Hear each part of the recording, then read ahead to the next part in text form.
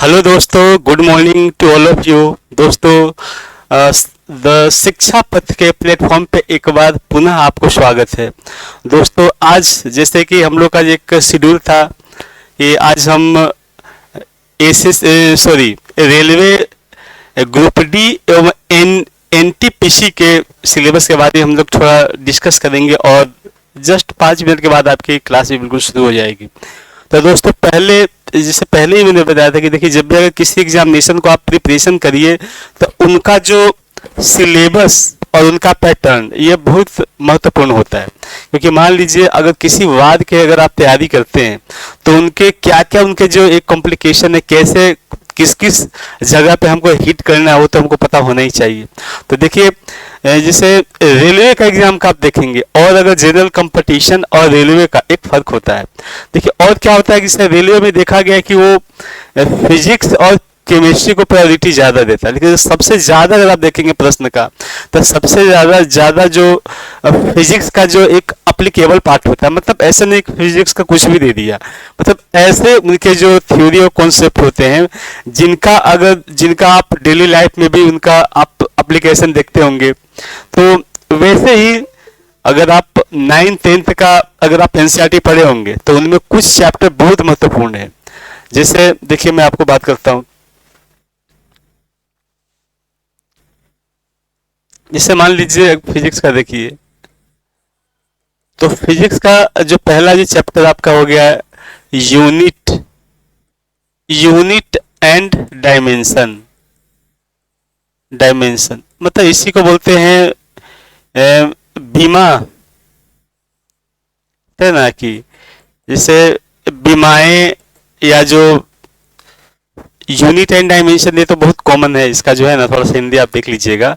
तो unit and dimension, जैसे इनमें किसी भी मात्रक मात्रक एवं बीमाएं, मात्रक एवं बीमाएं।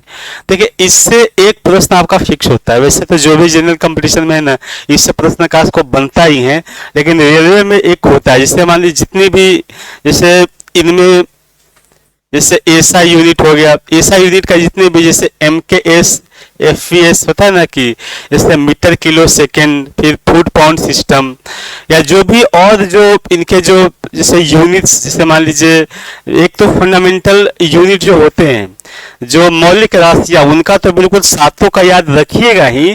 कुछ ऐसे जो व्युत्पन्न या डेराइव यूनिट है वो और महत्वपूर्ण है।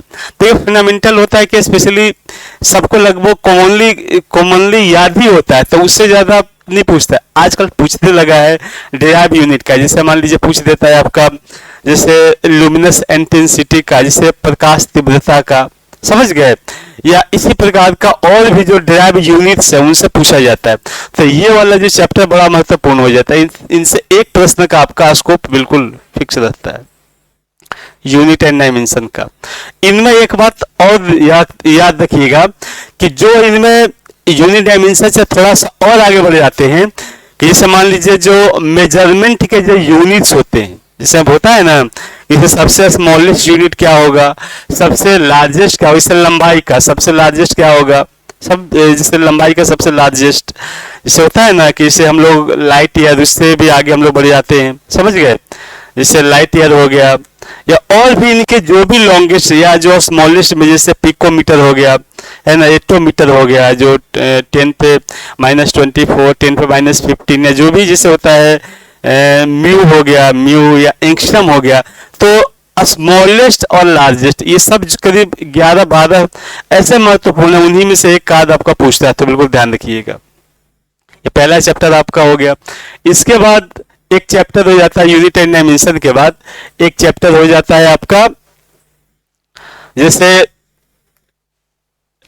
अगर नाइन्थ क्लास का एनसीईआरटी देखेंगे तब पदार्थ की अवस्थाएं, समझ गए ना, जैसे सॉलिड, लिक्विड, गैस, है ना, अब इनका फिर कन्वर्सन कैसे करते हैं, तो ये वाले भी चैप्टर बड़ा महत्वपूर्ण है, समझ गए। और उसके बाद जैसे पदार्थ की अवस्थाएं हो गया, पदार्थ की अवस्थाएं अवस्थाएं समझ गए। ये उसके बाद आपका हो जाता है जैसे जैसे आपका गति, गति ये बड़ा महत्वपूर्ण है। जैसे गति है, जैसे गति में जैसे सरल रेखीय गति हो गया, है ना, फिर एक हो गया कोणीय गति, सर्कुलर मोशन, तो ये वाले भी चैप्टर बड़ा महत्वपूर्ण हो जाता है तीसरा।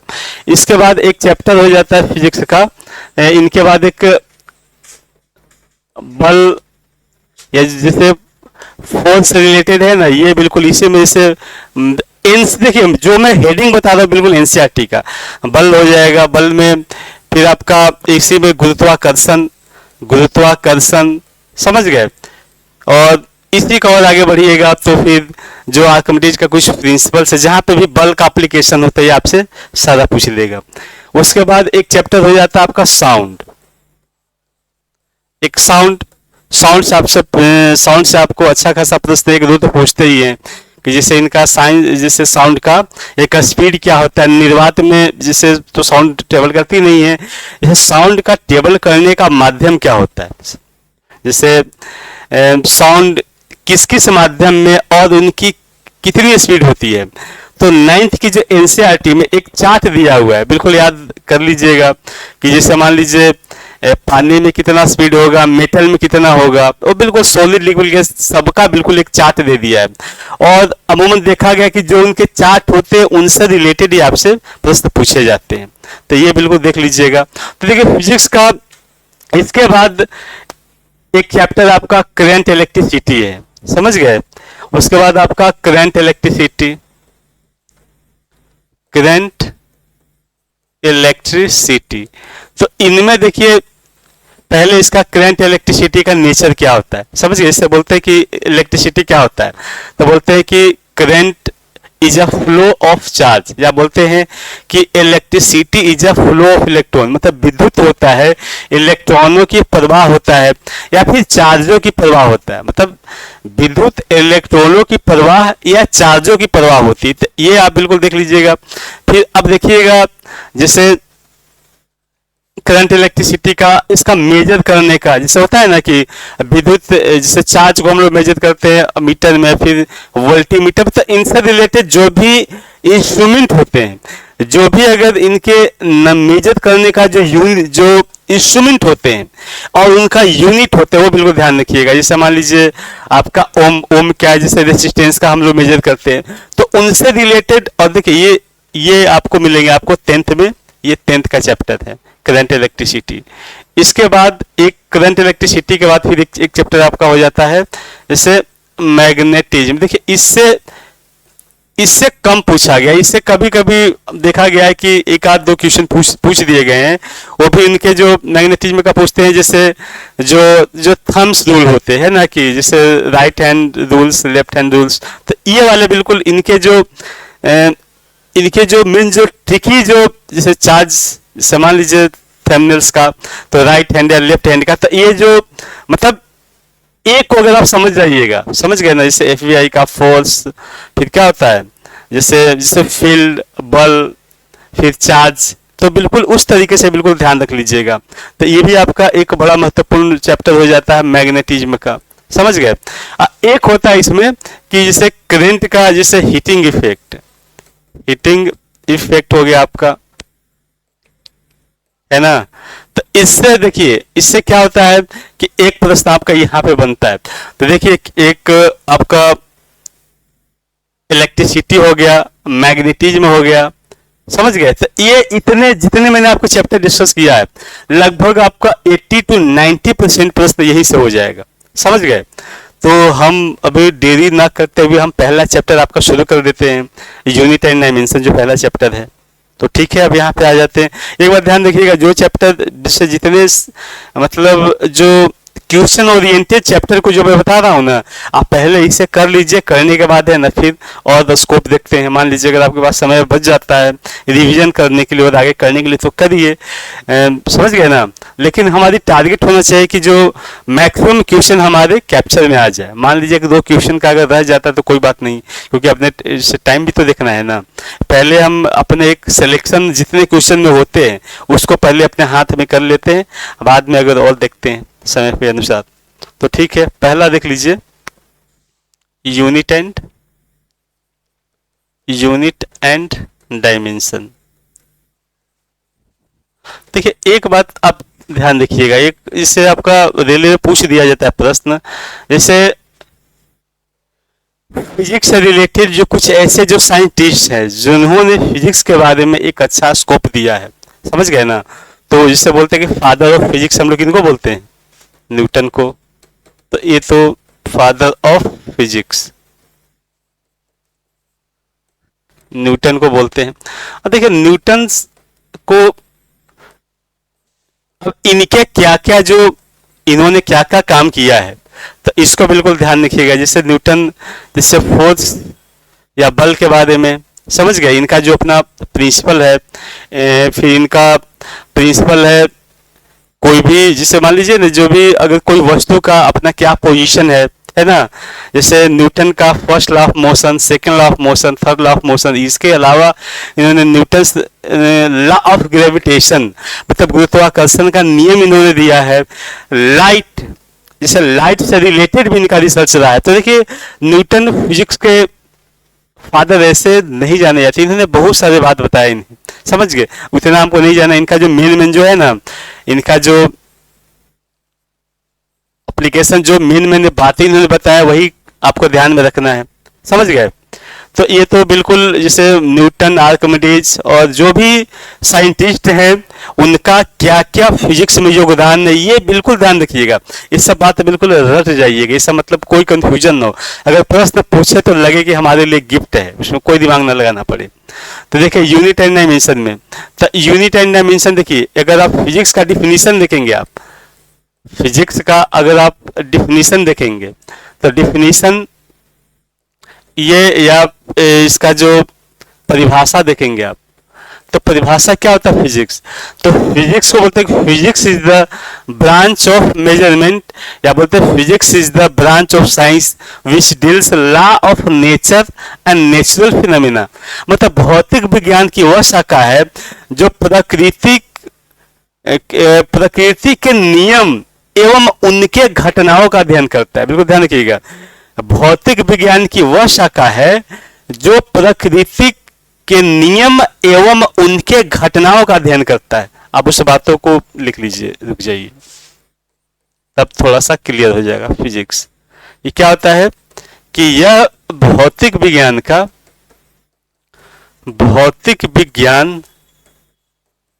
का वह शाखा है जो प्रकृति के नियमों एवं घटनाओं को अध्ययन कराता है। अब जैसे देखिए कोई भी घटना है, जैसे मान लीजिए कोई वस्तु नीचे गिर रहा है, या हम लोग चिकनी सतह पर फिसल जा रहे हैं, या मान लीजिए जैसे ये हवा का बहना है ना, जैसे सूर्योदय होना, सूर्यास्त होना, सूर्योदय के समय सूरज को लाल दिखाई देना, सूर्यास्त के समय लाल दिखाई देना, तो ये सारे प्राकृतिक घटना है, समझ गए। वर्षा के बूंदों का गोलाकार होना, तो ये सारे जितने भी है ये प्रकृति की घटना है। और इसको अध्ययन कौन करेगा, इसका अध्ययन हम फिजिक्स के थ्रू करेंगे, समझ गए। इससे नाव तैरते रहता है, कील डूब जाती है पानी में, तो ये सब प्राकृतिक घटना है और इनको अध्ययन हम फिजिक्स की, इसकी जो जानकारी अध्ययन फिजिक्स के थ्रू हम करेंगे। तो जो आपका डिफिनेशन है कि यह भौतिक विज्ञान का वह शाखा है जो प्रकृति के नियमों एवं घटनाओं का अध्ययन कराता है। या एक और इसका परिभाषा है कि भौतिक मापतौल की विज्ञान है। जैसे या और बोल सकते हैं कि physics is the science of measurement.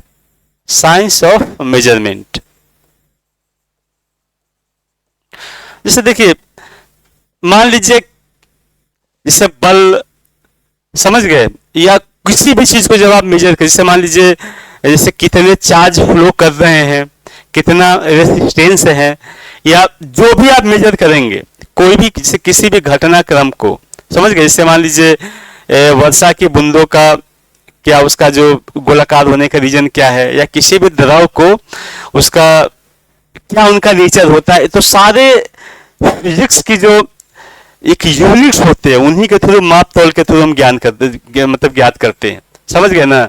जैसे लाइट निर्वात में कैसे उनका गमन करता है, फिर अगर कोई माध्यम हो जाए पानी में कैसे गमन करता है, हवा में गमन कैसे करता है, कांच में गमन कैसे करता है, तो ये सारे जो मेजरमेंट का जो यूनिट है, जो भी हमें जानकारियां हैं, वो फिजिक्स के थ्रू मिलता है।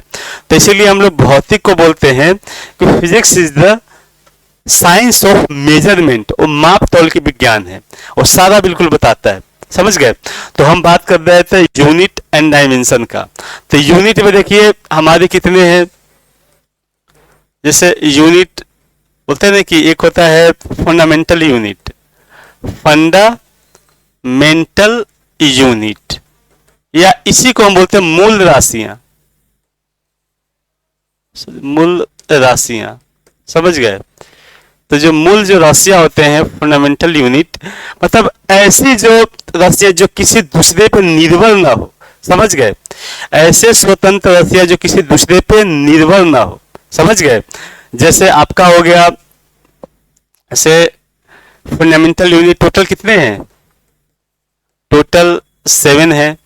समझ गए? 7 कौन कौन से हैं? जैसे आपका मीटर हो गया। समझ गए? देखिए ये जो 7 है ना, ये आपको बताना है, ये तो बहुत बेसिक चीज है। समझ गए? 7 जो भी हैं इनका सारा बिल्कुल आपको बिल्कुल ध्यान में रखना है। समझ गए? देखिए मेरा एक नेचर क्या है कि आपको इससे जितना मैं आपसे इंटरेक्ट करूंगा, आपको भी वैसे ही इंटरेक्ट करने हैं, और थोड़े आपको बिल्कुल एक्टिव रहने हैं। जैसे पूर्णतः देखिए बोलते हैं कि एक अच्छा मेंटरिंग वही होते हैं जो स्टूडेंट होते हैं, उनको भी बिल्कुल अपना कनेक्ट करके रखें, उनको भी थोड़ा सा प्रेशराइज करें। समझ गए? तो इन सब चीज़ों को बिल्कुल ध्यान रखिएगा। समझ गए? ये फंडामेंटल जो 7 यूनिट है, बिल्कुल आपको कंठ में, बिल्कुल आपका बिल्कुल आदमी नींद में भी कोई पूछे ना तो 7 लाइन से बोल दीजिए। नींद में भी सोए से कोई पूछ दे तो 7 लाइनें से बोल दीजिए। बिल्कुल सपना में भी है ना कोई अगर पूछ पाछ दे तो। अब देखिए फंडामेंटल यूनिट के बाद फिर आपका हो जाता है डेराइव यूनिट। डेराइव्ड यूनिट, समझ गए? देखिए डेराइव यूनिट क्या होता है? तो देखिए डेराइव यूनिट होता है कि ऐसा यूनिट जिनकी उत्पत्ति फंडामेंटल यूनिट के सहयोग से ही होता है। समझ गए ना? जैसे ऐसी राशियां जो बगैर फंडामेंटल यूनिट के हो ही नहीं सकता है। जैसे अगर हम पूछे एक सिंपल आपसे, एसेलरेशन, एसेलरेशन, एसेलरेशन ऐसी को त्वरण, तो भाई ये त्वरण कैसे होगा? त्वरण का अगर आप परिभाषा जानते हैं तो थोड़ा सा बताइए। समझ गए? तो त्वरण का परिभाषा क्या है कि समय के साथ गति में परिवर्तन की दर को त्वरण कहते हैं। त्वरण कहते हैं, या क्या बोलते हैं त्वरण को कि जैसे बोलते हैं ना कि the rate of change of velocity respect to time, तो टाइम के रिस्पेक्ट में जो वेग के परिवर्तन की दर होता है वही त्वरण होता है। बोलते हैं ना कि a equal to v minus u by t, ये आपका त्वरण का। तो अब यहाँ पे देखिएगा यह त्वरण का क्या होता है। जैसे अगर आप देखेंगे तो वेलोसिटी को हम लोग किससे मेजर करेंगे? कितना दूरी लंबाई में, अब समय को कितना टी में। अब यहाँ पे देखिए 2 चीज हो गया ना जी, जिसे लंबाई और समय। देखिए लंबाई क्या है? Fundamental unit. टाइम क्या है? Fundamental unit. लेकिन यहाँ पे त्वरण में दोनों का उपयोग हो रहा है। समझ गए? या मान लीजिए वेलोसिटी बराबर क्या होता है? जैसे वेलोसिटी क्या होता है? जैसे वेग बराबर, मतलब तय की गई दूरी, एक निश्चित दिशा में तय की गई दूरी। जिससे तो मान लीजिए वेग 5 मीटर पर सेकेंड आपको बता दिया गया, तो यहाँ पे मीटर और सेकेंड इसका एप्लीकेशन हुआ ना। तो जैसे मीटर सेकेंड का जैसे वेलोसिटी का क्या हो गया, वेलोसिटी मीटर और सेकंड का इस्तेमाल हो रहा है, तो मतलब मीटर लंबाई और इसका हो गया टाइम, समझ गए। तो यहाँ पे दो फंडामेंटल यूनिट का इस्तेमाल किया गया एसलेशन के लिए। तो एसलेशन बोलते हैं ना कि देखिए derive unit totally depend on fundamental unit. जो डिराइव यूनिट होती है डिराइव का होता है व्युत्पन्न राशियां। तो व्युत्पन्न राशियां टोटली निर्भर करती है फंडामेंटल यूनिट पे, समझ गए। Derive units depend on fundamental unit, या व्युत्पन्न राशियां मौलिक राशियों पर निर्भर करती है। कि हम बता दिए आपको कि देखिए यहाँ पे लेंथ और टाइम का इस्तेमाल हुआ, समझ गए। तो ये बिल्कुल ध्यान रखिएगा। और जितने भी हैं देखिए फंडामेंटल यूनिट से हम बताए उससे ज्यादा महत्वपूर्ण है डिराइव यूनिट्स, और 20-25 डिराइव यूनिट का एक लिस्ट मैं आपको बता दूंगा, वो बिल्कुल उन्हीं में से आपका एक आ जाएगा, बिल्कुल याद रखिएगा, ठीक है ना। तो ये आपका बड़ा महत्वपूर्ण है। देखिए फिजिक्स के या साइंस के सबसे बड़ी चीज होता है कि उनका जो कुछ ऐसे जो कॉन्सेप्चुअल चीज हैं उनका डिफिनीशन और उनका कहाँ कहाँ पे एप्लीकेशन इस्तेमाल होता है, तो वो बिल्कुल ध्यान रखिएगा, ताकि आपके जो काम में समझने के लिए देखिए क्या होता है कि अगर बेसिक कॉन्सेप्ट अगर होगा ना तो आपके पास कॉन्फिडेंस होगा। अब ये सारा जो कंपटीशन होता है कॉन्फिडेंस की बात होता है। देखते हैं कभी कभी कोई अगर ऐसा लड़का जो पढ़ने में ज़्यादा सीरियस ना हो, ज़्यादा उनके पास कुछ ना भी हो, लेकिन वो एग्जाम में बढ़िया करके चले आते हैं, तो क्या होता है कि कॉन्फिडेंस मायने रखता है। और कॉन्फिडेंस लाने के लिए कुछ बेसिक कॉन्सेप्ट हैं वो आपको होनी चाहिए। मान लीजिए 10 चैप्टर पे मेरा कमांड नहीं है, लेकिन 6-7 चैप्टर का कॉन्सेप्चुअली हमको कमांड है ना, तो बाकी जो 2-3 चैप्टर को कॉन्फिडेंस से हम लोग हैं ना तुक्का तुक्की लगा करके कर लेते हैं, समझ गए। तो ये बेसिक चीजों को आप ध्यान रखिएगा। तो आपको क्या क्या करके आना है फिजिक्स में, आपके लिए थोड़ा होमवर्क है। जैसे होमवर्क है कि जितने भी जो फंडामेंटल यूनिट्स हैं इनको आपको लर्न कर लेना है, ये आपका होमवर्क है। दूसरा आपको जो डिराइव यूनिट है, डिराइव्ड यूनिट्स, ये मतलब जैसे व्युत्पन्न राशियां इनके जितना भी है ना आप जो जानते हैं बिल्कुल ईमानदारी से, क्या कि देखिए जब आपका एप्लीकेशन पे जब क्लास होगा तो भाई मैं तो पूछूंगा, मैं इंटरेक्ट करता हूँ जो लोगों से।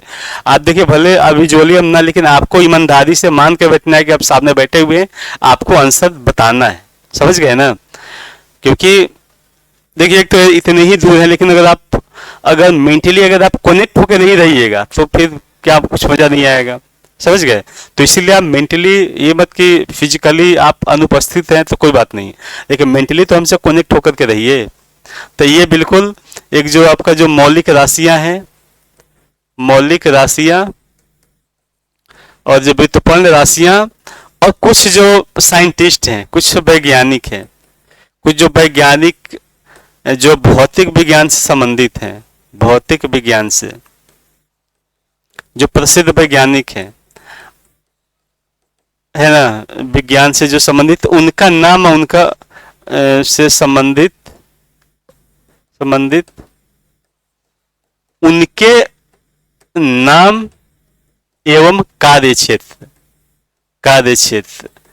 है ना, इतना बिल्कुल तैयार है। कार्य क्षेत्र इतना याद करके रखिएगा।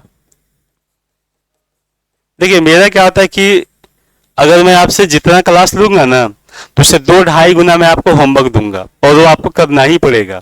अगर आप चाहेंगे कि मैं अगर आपके सामने रहूं तो होमवर्क तो जरूरी है, मस्ट है, समझ गए ना। अगर 1.5 घंटे की क्लास है तो समझिए आपको 1.5-2 घंटे का आपको होमवर्क मिलेगा ही मिलेगा, और वो आप जब तक करके नहीं रहेंगे तो फिर मजा नहीं आएगा फिर, समझ गए ना।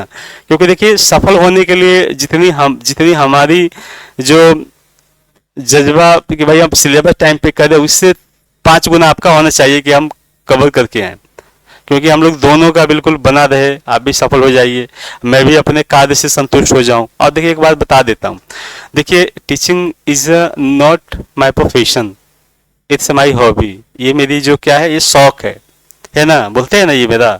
और ऐसे भी देखिए मैं मैं सफल हूँ और कुछ ही दिन में अपना मैं पोस्टिंग का वेट कर रहा हूँ, तो मैं चाहता हूँ कि आप भी सफल हो जाइए। तो सफल होने की तकनीक यही है कि हमारे जो गुरुजन जो पढ़ाते थे, तो उनके होमवर्क हम लोग बोलते थे कि सदा में होमवर्क चाहिए। क्योंकि देखिए क्या होता है कि जो गुरु के साथ कनेक्ट होने का सबसे मेन है कि उनके द्वारा दिए गए होमवर्क जब तक आप करेंगे नहीं, तब तक आप उनके मतलब उनके अनुसार आप नहीं डेडिकेटेड रहेंगे। क्योंकि उनका जो प्रेशर हम लोग बना के रखते थे, सर देखिए मैंने इतना होमवर्क किया है, आगे हमको कुछ और होमवर्क चाहिए, समझ गए। क्योंकि अगर जब आप होमवर्क करेंगे तो आप हमसे पूछेंगे, और जब पूछेंगे तभी तो मैं समझूंगा ना कि आप बातों को समझ रहे हैं कि नहीं समझ रहे हैं। तो इसीलिए आप होमवर्क, ये जो 3-4 चीज़ आपको बताए हैं, ये आप करके रखिएगा। फिर हम मिलेंगे आपको एप्लीकेशन पे। जय हिंद।